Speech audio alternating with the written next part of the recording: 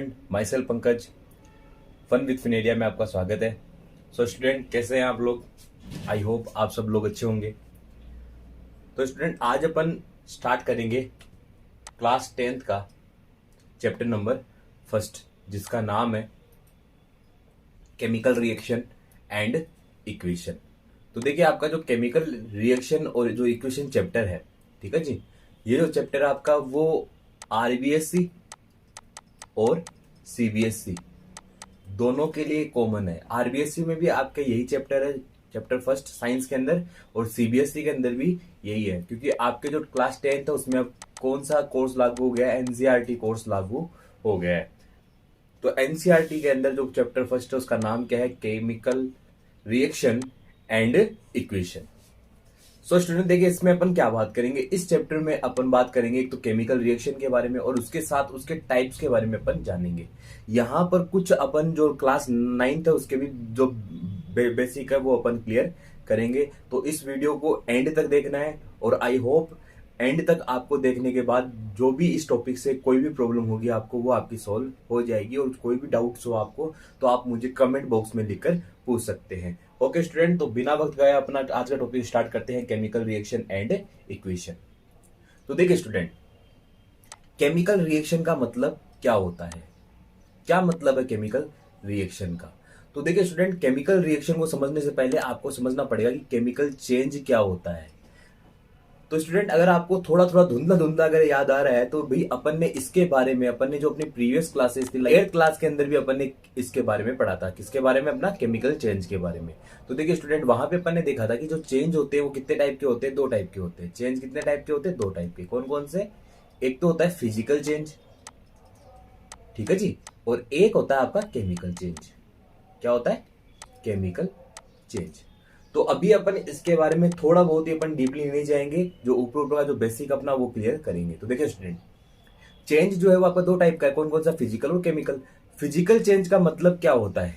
तो देखिए student, physical change का मतलब है कि अगर किसी सब्सटेंस के अंदर उसकी ओनली फॉर फिजिकल प्रॉपर्टीज क्या हो रही है? चेंज हो रही है। तो स्टूडेंट, फिजिकल चेंज का मतलब क्या है? फिजिकल चेंज का मतलब है कि अगर किसी सब्सटेंस की फिजिकल प्रॉपर्टीज है वो अगर चेंज होती है, लेकिन केमिकल प्रॉपर्टीज में कोई भी चेंज नहीं आता है, उसे अपन क्या बोलते हैं? फिजिकल चेंज बोलते हैं। तो स्टूडेंट देखिए, इसे कैसे समझ सकते हैं अपन? तो देखिए, इसे समझने के लिए अपन एक बार एग्जांपल लेते हैं। तो देखिए स्टूडेंट, क्या मतलब है फिजिकल चेंज और केमिकल चेंज का? ठीक है जी, कि फिजिकल चेंज क्या होता है और केमिकल चेंज। तो देखिए स्टूडेंट, फिजिकल चेंज में ओनली फॉर सब्सटेंस की क्या चेंज होती है? आपकी फिजिकल प्रॉपर्टीज। क्या चेंज होती है? Physical properties. लेकिन यहां इसके केमिकल कंपोजिशन में कोई भी इफेक्ट नहीं होता, यानी केमिकल कंपोजिशन चेंज नहीं होता, only for physical properties change होती है। केमिकल चेंज में क्या होता है? जिसमें फिजिकल प्रॉपर्टीज के साथ साथ जो आपका कंपाउंड है, कोई भी एलिमेंट है, या बेसिकली कोई भी आपका सब्सटेंस है, उसकी फिजिकल प्रॉपर्टीज चेंज होने के साथ साथ उसकी जो केमिकल प्रॉपर्टीज है उसमें भी चेंज आ जाता है। और यहां पर अपन को क्या होता है? केमिकल चेंज के कारण अपन को न्यू प्रोडक्ट देखने को मिलते हैं, नए प्रोडक्ट देखने को मिलते हैं, जो कि अपने पुराने प्रोडक्ट से एकदम अलग होते हैं। तो फिजिकल चेंज में फिजिकल प्रॉपर्टीज चेंज होने का मतलब क्या है? जैसे आपने ली आइस, बर्फ ली, ये बहुत ही कॉमन एग्जांपल है, सभी लोग यही एग्जांपल प्रेफर करते हैं। तो देखो स्टूडेंट, आइस जो है वो जब मेल्ट होगी तो सभी को पता है क्या बनता है? वाटर बनता है। और जब वाटर को बॉईल किया जाएगा तो क्या बनती है? आपकी वेपर बनती है। तो देखिए स्टूडेंट, इस चेंज के अंदर आपको क्या दिख रहा है? यहां पर आपको देखने को मिल रहा है कि जो आपका आइस है उसकी क्या हो गई? फिजिकल स्टेट जो है वो आपको चेंज देखने को मिल रही है, यानी कि इसकी सिर्फ फिजिकल जो स्टेट है वही चेंज हो रही है। लेकिन अगर इसके मोलिकुलर फॉर्मूला की तरफ अपन चलें तो इसका मोलिकुलर फॉर्मूला क्या है? आपका H2O। वाटर का भी क्या होता है? H2O। वेपर जो है उसका भी क्या होगा? H2O। तो बेटा देखो, यहां पर इसकी स्टेट चेंज हुई, लेकिन जो स्टूडेंट यहां पर आपकी फिजिकल स्टेट तो चेंज हुई, लेकिन केमिकल कंपोजिशन में कोई भी चेंज नहीं आया, क्योंकि केमिकल फॉर्मूला आइस का भी H2O है, वाटर का भी H2O है और वेपर का भी H2O ही होगा। तो स्टूडेंट इससे अपन समझ सकते हैं कि फिजिकल चेंज में सिर्फ क्या होता है, फिजिकल स्टेट में ही चेंज आता है, केमिकल कंपोजिशन में कोई भी चेंज नहीं आता। अगर इसका एक और एग्जांपल ले, लाइक आप लोग चॉकलेट खाते हो, ठीक है जी, चॉकलेट तो सभी खाते हैं। तो चॉकलेट खाने के बाद या चॉकलेट जब आप खा रहे हो, तो जैसे समर का टाइम है तो चॉकलेट क्या होगी, थोड़ी देर के बाद पिघलने लग जाती है, मेल्ट होने लग जाती है। तो ये मेल्ट होकर क्या करेगी, एक तरीके से लिक्विड फॉर्म में कन्वर्ट हो जाएगी। तो क्या आप ये कहोगे कि भाई जो चॉकलेट है उसका केमिकल कंपोजिशन यहाँ चेंज हुआ है, कि मेल्ट होने के साथ जो आपकी चॉकलेट थी वो कुछ अलग ही बन चुकी है, क्या ये कहोगे? तो अपना आंसर होगा नहीं, क्योंकि चॉकलेट का जो बेसिकली जो चॉकलेट के अंदर जो आपका चॉकलेट थी, ठीक है जी, चॉकलेट मिक्स किया हुआ था, इसके साथ साथ जो मिल्क था वो इसके अंदर मिक्स किया हुआ, तो बेसिकली जो कंपोजिशन था चॉकलेट का वो तो लिक्विड होने के बाद भी क्या है, वैसे का वैसा है। लेकिन सिर्फ यहाँ पे क्या देखने को मिला अपन को कि चॉकलेट की फिजिकल स्टेट चेंज हो चुकी है। तो बेटा सीधी सी बात है, फिजिकल चेंज में तो फिजिकल प्रॉपर्टीज चेंज होती है, लेकिन केमिकल कंपोजिशन में कोई भी चेंज नहीं आता। लेकिन अगर बात करें केमिकल चेंज की, तो यहाँ पे फिजिकल प्रॉपर्टीज के साथ साथ केमिकल प्रॉपर्टीज भी चेंज हो जाती है। अगर इसका एग्जाम्पल देखो, खूब सारे एग्जाम्पल है, लाइक गर्मियों के अंदर अपना दूध है वो फट जाता है, ठीक है जी, दूध खराब हो जाता है। या अपन क्या करते हैं, जैसे कि मिल्क है, मिल्क के अंदर अपन ने क्या डाल दिया, थोड़ा सा कर्ड डाल दिया, तो कर्ड डालने के बाद क्या दिखता है अपन को, सुबह कर्ड देखने को मिलता है। इसके अलावा अगर मैं बात करूं, जैसे कि आप लोग क्या बनाते हो, सब्जी बनाते हो, वेजिटेबल्स, तो वेजिटेबल्स को आप क्या करते हो, बेसिकली गर्म करते हो, ठीक है, गर्म करके फिर एक अपन क्या करते हैं, वेजिटेबल जो सब्जी बनाते हैं, तो अपन क्या करते हैं, कच्ची सब्जी जो होती है उससे अपन क्या करते हैं, उससे अपन वेजिटेबल्स जो है वो पक्की सब्जी के रूप में लेते हैं। तो बेटा यहाँ क्या हुआ, यहाँ पे जो आपका वेजिटेबल है उसमें भी कौन सा चेंज हुआ है, केमिकल चेंज। क्योंकि अगर आप लोग एक तो क्या करते हो, कच्ची सब्जी है तो उसको खाओगे, और एक आप पकी हुई सब्जी को खाते हो, तो क्या होगा, दोनों का टेस्ट जो है वो अलग होता है। और यहाँ पे क्या मिला आपको, एक नया प्रोडक्ट देखने को मिला है, ठीक है जी, जो अपने पहले वाले प्रोडक्ट से एकदम अलग होगा। इसके अलावा अपन और भी कई सारे एग्जाम्पल, लाइक मैग्नीशियम को अगर आप लोग क्या करते हो, ऑक्सीजन की उपस्थिति में जलाते हो तो आपका क्या बनती है, मैग्नीशियम ऑक्साइड बनती है। कार्बन जो है उसको अगर ऑक्सीजन की प्रेजेंस में जला रहे तो क्या क्या बनेगी, कार्बन डाइऑक्साइड बनेगी। तो इसकी प्रॉपर्टीज जो थी वो इसकी प्रॉपर्टीज से एकदम अलग होगी। क्यों भाई, इसकी स्टेट क्या थी, सॉलिड, और इसकी स्टेट क्या थी, गैस, और सॉलिड गैस ने आपस में मिलकर क्या बना दिया, गैस का फॉर्मेशन कर दिया। तो फिजिकल स्टेट तो चेंज हुई, लेकिन इसके साथ जो कार्बन डाइऑक्साइड का जो केमिकल प्रॉपर्टीज होती है वो कार्बन और ऑक्सीजन से एकदम अलग होती है। तो यही स्टूडेंट इनमें जो मेन डिफरेंस है कि फिजिकल चेंज जो होता है उसमें सिर्फ फिजिकल प्रॉपर्टीज चेंज होती है, लेकिन केमिकल चेंज के अंदर सिर्फ केमिकल प्रॉपर्टीज के साथ साथ उसकी फिजिकल स्टेट भी चेंज होगी और आपको नए प्रोडक्ट यहाँ पे देखने को मिलते हैं। तो ये तो अपना हो गया physical state, basically physical change क्या और केमिकल चेंज क्या है, ठीक है जी। अब अपन बात करेंगे कि केमिकल चेंज क्या होता है। वैसे अपन ने समझ लिया कि केमिकल चेंज क्या है, लेकिन अगर अपन डेफिनेशन देखना चाहे तो डेफिनेशन देख लेते हैं। देखो स्टूडेंट, केमिकल चेंज की डेफिनेशन क्या होती है, a change in which chemical properties and physical properties both are change. यानी कि क्या होगा, अगर किसी चेंज में केमिकल प्रॉपर्टीज के साथ साथ उसकी फिजिकल प्रॉपर्टीज भी क्या हो रही है, चेंज हो रही है, तो उसे अपन क्या बोलते हैं, केमिकल चेंज बोलते हैं। अगर एग्जांपल ले तो सिंपल सा example, milk convert into curd, combustion of coal, कोयले को जलाना और मिल्क का कर्ड में कन्वर्ट होना, ये सभी क्या है, केमिकल चेंज कहलाते हैं। सो स्टूडेंट, अब बात आती है आपकी केमिकल रिएक्शन की। क्या मतलब है केमिकल रिएक्शन का, तो देखिए student, chemical reaction means it is a process where the reactant gets converted into a product। यानी कि जिसमें क्या होता है, ऐसी प्रोसेस जिसमें रिएक्टेंट प्रोडक्ट के अंदर कन्वर्ट हो जाते हैं, उसे अपन क्या बोलते हैं, केमिकल रिएक्शन बोलते हैं। क्या बोलते हैं, केमिकल रिएक्शन बोलते हैं, ठीक है जी। और अगर थोड़ा सा इसको और इजीली समझे तो इजीली समझने के लिए अपन सीधा बोल सकते हैं कि ऐसी प्रोसेस जिसमें आपको क्या देखने को मिलता है, केमिकल चेंज देखने को मिलता है। क्या देखने को मिलता है, केमिकल चेंज देखने को मिलता है, तो उसे अपन क्या बोलते हैं, उसे अपन केमिकल रिएक्शन बोलते हैं। दोनों ही डेफिनेशन एकदम सही है, कोई इसमें प्रॉब्लम नहीं है। तो देखिए स्टूडेंट, केमिकल रिएक्शन क्या होता है, it is a process where the reactant gets converted into a product called chemical reaction. Okay student, तो देखिए यहाँ पे ये जो आपका एग्जांपल दिया गया है जिसमें क्या है, जो मीथेन है, ठीक है जी। जो मेथेन है वो क्या कर रही है, ऑक्सीजन से रिएक्ट कर रही है और क्या बना रही है, कार्बन डाइऑक्साइड और वाटर का फॉर्मेशन कर रही है। तो देखिए स्टूडेंट, यहां पे अब आपको समझना है कि रिएक्टेंट क्या होता है और प्रोडक्ट क्या होता है। तो रिएक्टेंट का मतलब है those substance which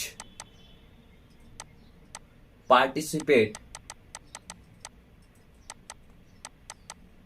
in reaction, यानी ऐसे सब्सटेंस जो क्या करते हैं, रिएक्शन के अंदर पार्टिसिपेट करते हैं, उन्हें अपन क्या बोलते हैं, उन्हें अपन बोलते हैं रिएक्टेंट। और प्रोडक्ट क्या होंगे, प्रोडक्ट जो रिएक्टेंट के कारण जिन न्यू सब्सटेंस का फॉर्मेशन होता है, यानी कि अपन इसको ऐसे बोल सकते हैं कि ए new substance formed by reactant after reaction।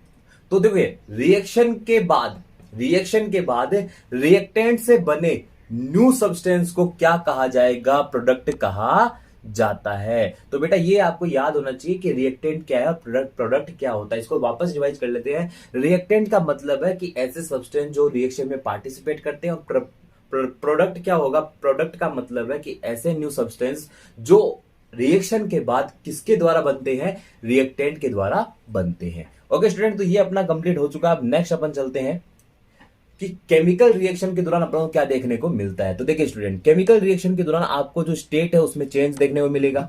इसके साथ साथ जो आपका रिएक्शन है उसके अंदर आपको जो प्रोडक्ट बन रहा है उसका कलर जो होगा वो रिएक्टेंट से अलग देखने को मिलता है, यानी कि जो कलर है उसमें भी क्या आता है, चेंज आता है।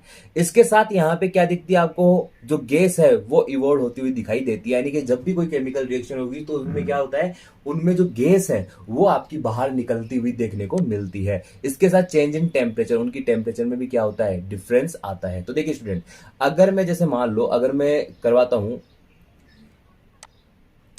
जैसे मान लो जिंक की अगर मैं HCl के साथ रिएक्शन करवाता हूं, ठीक है जी, हाइड्रोक्लोरिक एसिड के साथ, तो देखिए यहां पे क्या बन जाएगा, यहां पे बन जाएगा जिंक क्लोराइड, ठीक है जी, और H2 जो है वो बाहर निकल जाएगी। तो गैस इवॉल्व हुई ना। तो बेसिकली क्या होता है, केमिकल रिएक्शन के दौरान आपकी जो गैस होती है वो बाहर निकलती है। इसके साथ अगर टेम्परेचर के लिए देखेंगे, टेम्परेचर में कैसे डिफरेंस आता है, तो जब भी आप चुनने को, जैसे कैल्शियम ऑक्साइड बोलते हैं, उसको अगर आप लोग किस में डालते हो, वाटर में डालते हो, तो आप देखते हो कि वहां पे क्या देखने को मिलता है, कैल्शियम हाइड्रोक्साइड देखने को मिलता है। और इसके बाद जब अपन क्या करते हैं, चूने को पानी में डालते हैं, तो कुछ देर बाद अपन देखते हैं कि वहां पे अपन को क्या देखने को मिलता है, वहां पे अपन को जो उसका यूटेंसिल है जिसमें अपन ने उसको डाला है वो अपन को गर्म देखने को मिलता है, हॉट देखने को मिलता है। रीजन क्या है, वो गर्म क्यों हो गया, क्योंकि यहाँ पे क्या हुआ, जो कैल्शियम ऑक्साइड थी उसने किससे रिएक्शन कर ली, H2O से, और वो क्या कर रही है, जो एनर्जी है यानी जो हीट है वो रिलीज कर रही है। तो उसके कारण आपको क्या होगा, वहां पे गर्म देखने को मिलेगा। ऐसा ही एक एग्जांपल है नौसागर का, इसका है नौसागर। ये क्या होता है, जैसे आप इसको पानी में डालोगे तो आपका जो पानी है वो क्या हो जाएगा, ठंडा हो जाएगा, कूल हो जाएगा। तो स्टूडेंट ये है कि केमिकल रिएक्शन के दौरान आपको क्या क्या चीजें देखने को मिलती है। तो change in state, change in colour, evolution of gas, change in temperature. Okay student, इसके बाद अपन बात करते हैं कि किसी भी, अब बात करेंगे केमिकल इक्वेशन क्या होती है, ठीक है जी। यहाँ पे मैंने इसको मेंशन नहीं किया, लेकिन आपको मैं अलग से समझा देता हूँ उसको कि जो आपकी केमिकल रिएक्शन है वो, सॉरी, केमिकल इक्वेशन क्या होती है।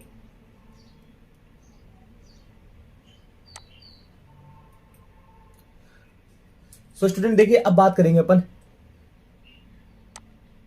Chemical equation. आराम से समझना, धीरे धीरे समझना, कोई दिक्कत वाली बात नहीं है, सब कुछ समझ में आ जाएगा। तो देखिए स्टूडेंट, केमिकल इक्वेशन का मतलब क्या होता है कि किसी भी, अब देखिए आपको अगर मैं बोलता हूं कि मैंने मैग्नीशियम जो है, मैग्नीशियम की रिएक्शन मैंने किससे करा दी, ऑक्सीजन से करा दी। किससे करा दी, ऑक्सीजन से। और मेरे को क्या मिला, मैग्नीशियम ऑक्साइड। क्या मिला, मैग्नीशियम ऑक्साइड। तो अब एक तो मैं सीधा बोलता हूं आपको कि भाई मैंने मैग्नीशियम की रिएक्शन किससे कराई, ऑक्सीजन से करवाई, और मेरे को क्या मिल गया, मैग्नीशियम ऑक्साइड मिल गया। तो भाई आप एक केमिकल रिएक्शन जो है उसको डायरेक्ट तो आप लिख नहीं सकते, ठीक है जी। जैसे मान लो आपने सीधा लिख दिया भाई कि हाँ भाई मैंने मैग्नीशियम की ऑक्सीजन के साथ रिएक्शन करवाई और क्या बन गया है, मैग्नीशियम ऑक्साइड। तो इसको अगर आपको इजीली इसको लिखना है, ठीक है जी। अब ये तो क्या हो गया, काफी बड़ा सेंटेंस हो गया, तो अब हर एक चीज को आप बड़ा बड़ा थोड़ी ना लिखोगे। तो उसके लिए क्या है, उसके लिए दी जाती है एक इक्वेशन, जिसे अपन क्या बोलते हैं, केमिकल इक्वेशन। तो देखिए स्टूडेंट, केमिकल इक्वेशन का सीधा सा मीन क्या है कि किसी भी केमिकल रिएक्शन को रिप्रेजेंट करने के लिए, ठीक है जी, किसी भी केमिकल रिएक्शन को रिप्रेजेंट करने के लिए जो इक्वेशन लिखी जाती है उसे अपन क्या बोलते हैं, केमिकल इक्वेशन बोलते हैं। और ये कैसे लिखते हैं केमिकल इक्वेशन, तो केमिकल इक्वेशन लिखने के समय अपन को क्या करना पड़ता है, जो एलिमेंट है उनके सिंबल्स, ठीक है जी, उनके सिंबल्स और मोलिकुलर फॉर्मूला को ध्यान में रखना होता है। यानी कि उनके सिंबल्स को यूज करके और उनके मोलिकुलर फॉर्मूला को यूज करके अपन केमिकल रिएक्शन लिख सकते हैं। जैसे कि आपको इसी रिएक्शन को मैं कैसे लिख सकता हूं, जैसे मैग्नीशियम का सिंबल क्या होता है, Mg, ऑक्सीजन O2 क्या हो जाएगा, मैग्नीशियम ऑक्साइड, तो MgO, 2 MgO के हिसाब से इसको अपन लिख सकते हैं। ठीक है, बेसिकली लिखे MgO होता है कि हाफ O2 के रूप में इसको यूज किया जाता है। तो स्टूडेंट देखिए यहां पे क्या बन गया, यहां पे बन गया आपका मैग्नीशियम, यहां पे आपका बन गया मैग्नीशियम ऑक्साइड। ओके स्टूडेंट, यहां पे क्या बन गया आपका, मैग्नीशियम ऑक्साइड। तो अपन ने क्या किया, मैग्नीशियम की रिएक्शन करवाई ऑक्सीजन के साथ और क्या मिल गया अपन को, मैग्नीशियम ऑक्साइड। और इसे ही अपन क्या कहेंगे बेटा, इसे ही अपन कहते हैं केमिकल इक्वेशन। क्या बोलते हैं, केमिकल इक्वेशन। सो स्टूडेंट समझ में आया केमिकल इक्वेशन क्या होता है। और अब बात करेंगे केमिकल इक्वेशन को कैसे लिखा जाता है। तो देखिए इन केमिकल इक्वेशन रिएक्टेंट मैंने आपको समझा ही दिया है कि जो रिएक्शन में पार्टिसिपेट करते हैं, are return on the left hand side while product are return on the right hand side. तो देखिए स्टूडेंट, अगर आपको कोई केमिकल इक्वेशन लिखनी है तो उसमें क्या करना पड़ेगा, जो रिएक्टेंट है रिएक्टेंट को लिखना पड़ेगा लेफ्ट हैंड साइड में, और जो आपके प्रोडक्ट जो बन रहे हैं उनको लिखना पड़ेगा आपको राइट हैंड साइड में। ठीक है जी। और उन दोनों के बीच में, यानी रिएक्टेंट और प्रोडक्ट के बीच में आपको ये क्या लगाना है, एक लगाना है एरो। क्या लगाना है, एरो। और इस एरो का जो हेड पार्ट है, इस एरो का जो हेड है वो किस तरफ रहना चाहिए, वो रहना चाहिए आपके प्रोडक्ट की तरफ। तो पहला तो रूल ये है। सेकेंड रूल क्या बोलता है, there must be a plus sign between more than one reactant and product. यानी अगर एक से ज्यादा, ठीक है, मोर देन वन, तो अगर एक से ज्यादा क्या बन रहे हैं, रिएक्टेंट या प्रोडक्ट बन रहे हैं, तो उस सिचुएशन में आपको क्या करना पड़ेगा, उस दौरान आपको रिएक्टेंट के बीच में, उन दो रिएक्टेंट के बीच में क्या लगाना, आपको प्लस का निशान लगाना है। ठीक है जी। और यहां पे क्या बन जाएगा, यहां पे बन जाएगा CaOH2। तो देखिए स्टूडेंट, यहां पे अपन देख रहे हैं कि प्रोडक्ट जो है वो तो एक ही बन रहा है, तो इसका मतलब क्या होगा, यहां पे तो प्लस का निशान आएगा, लेकिन रिएक्टेंट यहां पे क्या है, दो है, तो भाई यहां पे प्लस का निशान आएगा। लेकिन अगर जैसे मान लो मैं एक इक्वेशन की बात और करता हूं, जैसे कि आपका जैसे ZnSO4 प्लस Cu, तो अगर इसकी रिएक्शन अपन ने करवाई तो क्या बन जाएगा आपका, Zn प्लस CuSO4 एसिड। तो यहां पे क्या बन गया, यहां पे रिएक्टेंट भी कितने हैं, दो हैं, और प्रोडक्ट भी कितने बन रहे हैं, दो बन रहे हैं। ऐसे ही अगर मैं जिंक की किसके साथ रिएक्शन करवाता हूं, HCl के साथ, ठीक है जी, 2HCl के साथ, तो क्या बन रहा है यहां पे, ZnCl2 प्लस H2। तो बेटा यहां पे भी प्रोडक्ट कितने बन रहे हैं, दो बन रहे हैं। तो अगर एक या बेसिकली अगर एक से ज्यादा रिएक्टेंट और प्रोडक्ट बनते हैं तो उन दोनों के बीच में अपन क्या लगा देते हैं, प्लस का साइन लगा देते हैं। पहला रूल तो क्या था कि रिएक्टेंट को लेफ्ट हैंड साइड में लिखना है और जो प्रोडक्ट है उनको राइट हैंड साइड में लिखना, दोनों के बीच में आपको एरो शो करना है जिसका हेड किसकी तरफ होना चाहिए, प्रोडक्ट की तरफ होना चाहिए। सेकंड क्या कहता है कि अगर एक से ज्यादा रिएक्टेंट या प्रोडक्ट हो तो उस कंडीशन में आपको दोनों के बीच में लगा देना है, यानी दो रिएक्टेंट है तो दोनों के बीच में आपको प्लस का साइन लगा देना है, या दो प्रोडक्ट अगर बन रहे हैं तो प्लस का साइन लगा देना है।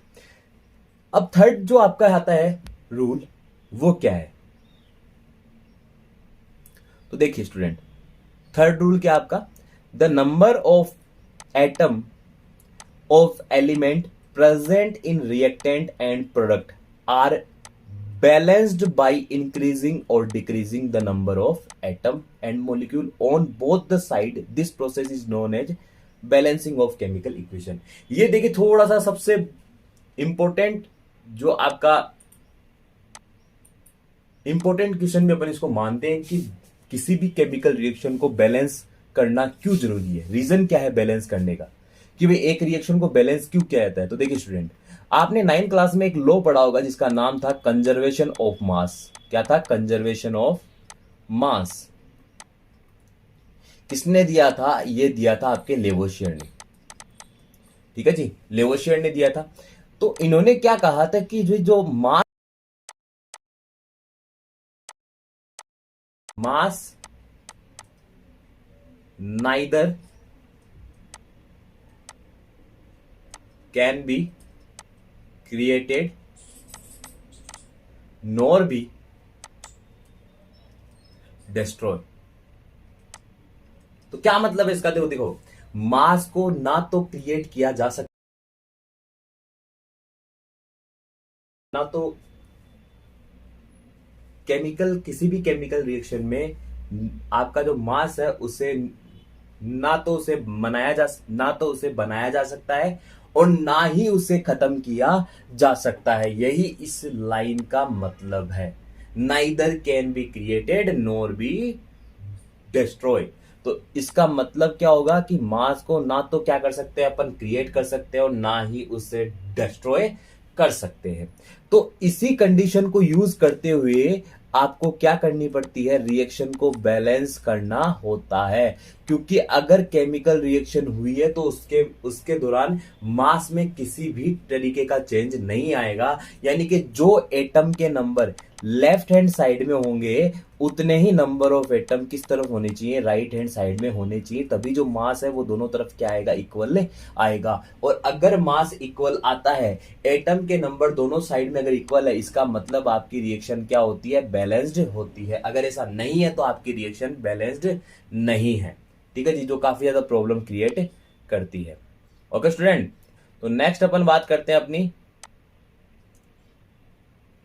तो यहां पर अपन को क्या होता है, बैलेंसिंग, जो केमिकल इक्वेशन को बैलेंस करना जो होता है वो काफी जरूरी होता है, क्योंकि अपन को क्या करना होता है, उन दोनों जो मास है वो इक्वल लाने होते हैं। तो बेसिकली बैलेंसिंग क्या होती है केमिकल इक्वेशन की, कि अगर रिएक्टेंट और प्रोडक्ट दोनों तरफ क्या है, एटम क्या है, इक्वल है, तो इक्वल होने पर अपन कह सकते हैं कि वो रिएक्शन कैसी है, बैलेंस है। अगर ऐसा नहीं है तो उसको बैलेंस करने के लिए अपन क्या करते हैं, जो रिएक्टेंट और जो प्रोडक्ट बन रहा है उसमें अपन एटम के नंबर इंक्रीज या डिक्रीज करके उसको इक्वल लेकर आते हैं, और उस रिएक्शन को अपन क्या बोलते हैं, बैलेंसिंग ऑफ केमिकल इक्वेशन बोलते हैं। तो नेक्स्ट अपन चलते हैं अपने नेक्स्ट स्लाइड पर।